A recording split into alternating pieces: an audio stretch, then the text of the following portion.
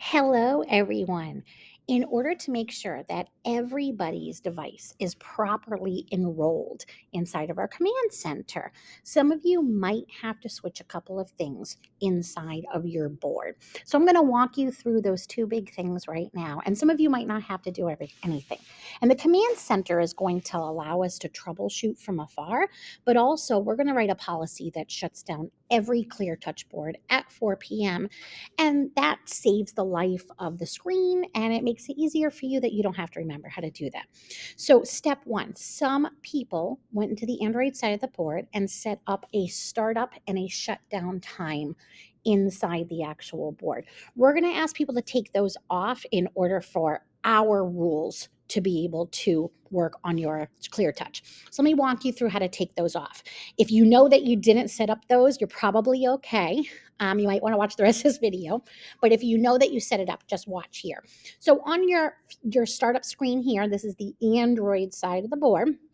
You're going to click in the bottom left-hand corner, right down here on what I like to call the waffle. You're going to click on the waffle, and then the waffle is going to bring you to this screen. So then inside this screen, you're going to click over here on settings. Yours might not be located here. It might be located someplace else, but it is going to be settings. Once you click on settings, you're going to get this whole list of things.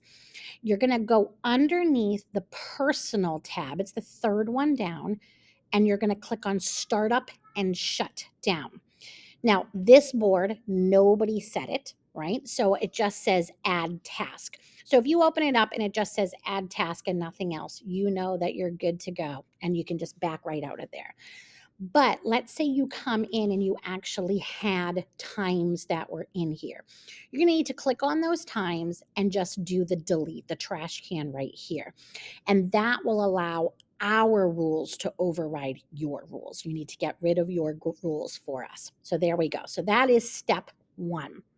So another thing is that we just want to make sure that the asset tag on the back of the board, the number on that actually matches the number inside of the device, inside the Cleartouch.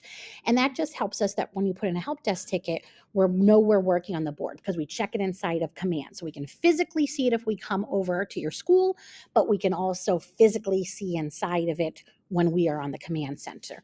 So in order to do that, you're back here on this screen.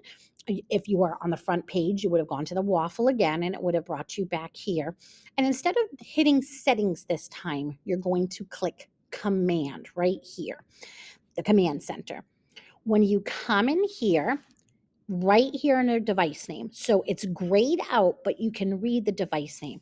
You're going to want to make sure that that number is the same number that's on the asset tag on the back of your computer.